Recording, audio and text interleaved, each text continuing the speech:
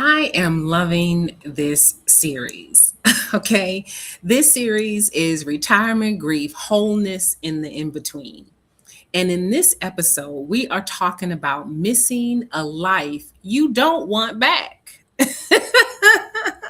There's a feeling many women hesitate to admit out loud, missing a life they know they don't want back.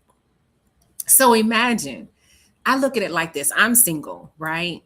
So and so thinking about missing a relationship that you don't want back, but you're thinking about all the things that you may have enjoyed, and you overlook and forget all the things you didn't enjoy, right? And weren't in alignment with. But we're going to get into it in terms of retirement grief. Woo, missing a life that we know for sure, we don't want back.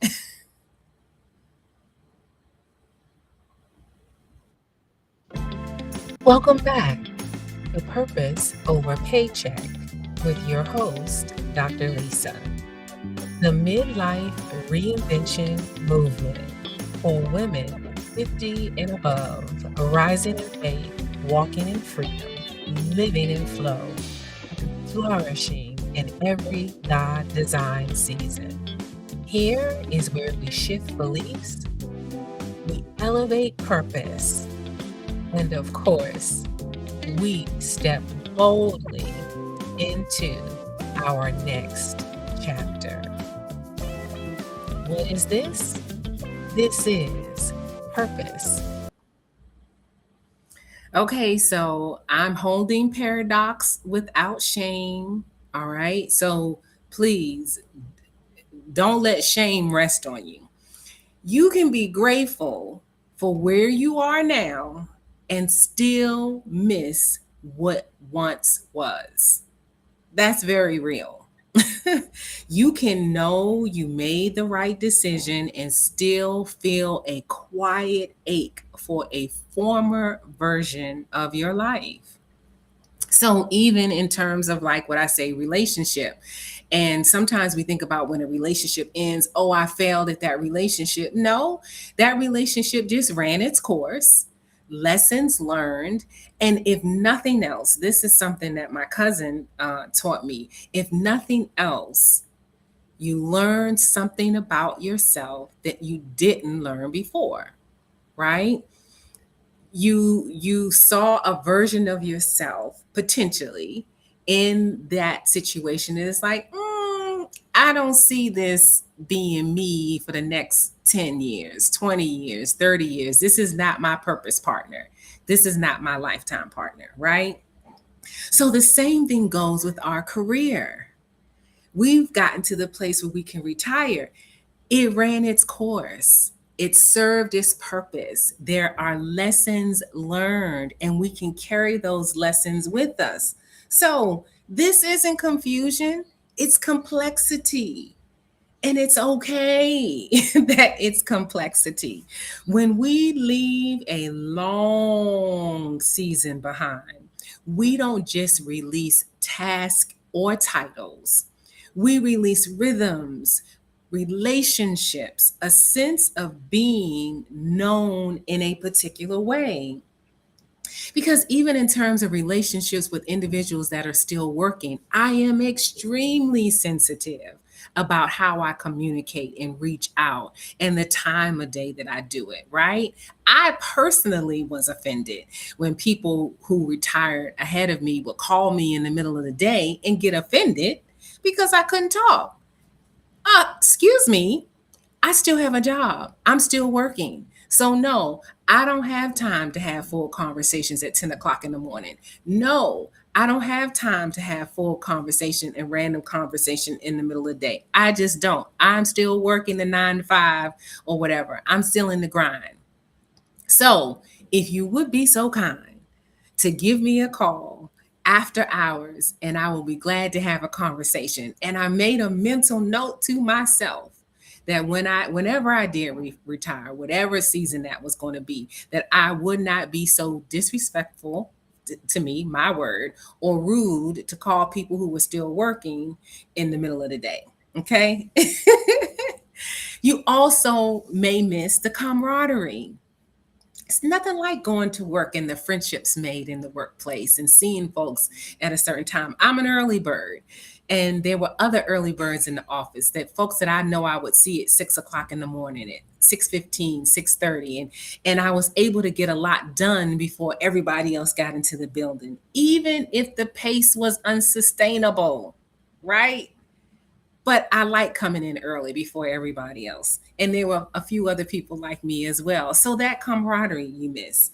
You may miss the clarity of roles, even if they limited you. And those limitations were sometimes good, but you had a role and a responsibility. You knew when you showed up what you were supposed to do, what you were getting paid to do, what the expectations were, right? And you can miss that. And that's fair. That's cool. No shame.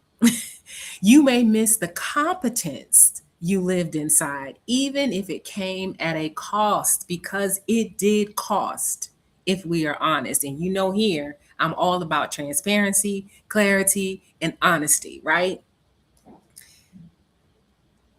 We knew the level of effort and responsibility that we had. And not to say that we're not still competent in our day to day life, but the level of competency, the pull on us is very different in retirement than it is when we're still working our 9 to 5. But let's be clear, missing doesn't mean you should go back. It means something mattered. And I know I had put that on repeat. Missing doesn't mean you should go back. Let me say it again. Missing doesn't mean you should go back. If the relationship ended, it was supposed to end. It doesn't mean you should go back. Whatever the relationship, friendships, doesn't mean you should go back. The employment environment doesn't mean you should go back.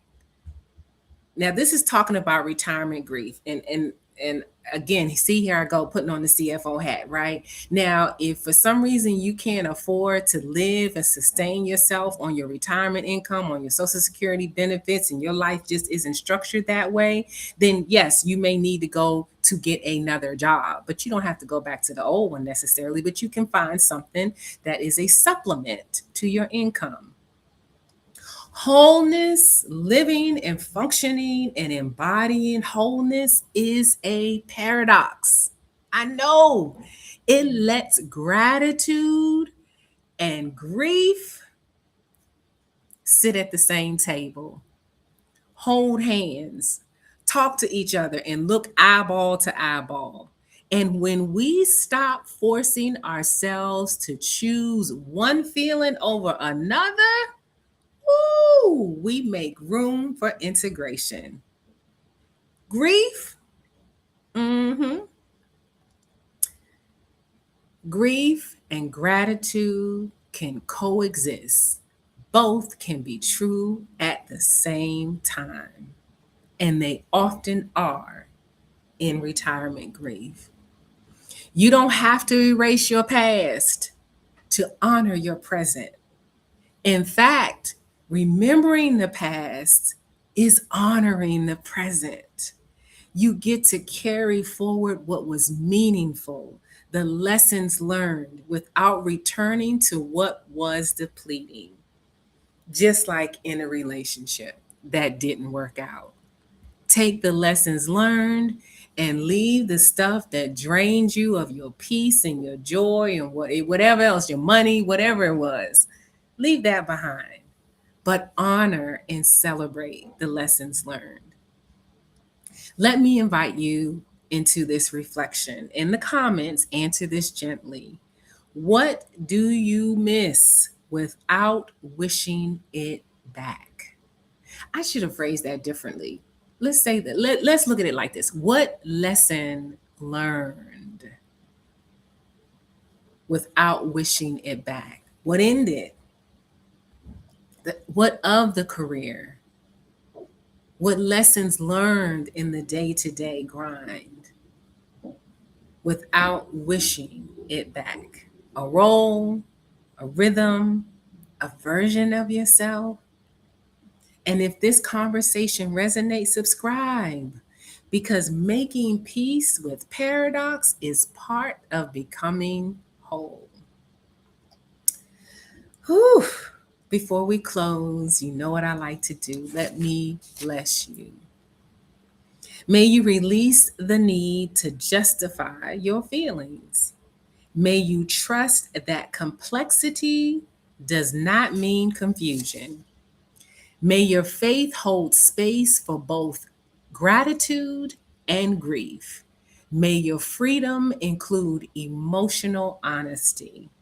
May your flow teach you how to carry memory without returning to the burden. And may you remember, missing a life you don't want back doesn't mean you failed, it means you lived fully. Mm, that was delicious, right? Midlife is not a crisis, it's our invitation to reinvention. We're still here, we're still rising, and we're making our next chapter the best one yet. Faith, freedom, flow, and flourishing. This is 50 plus reinvented.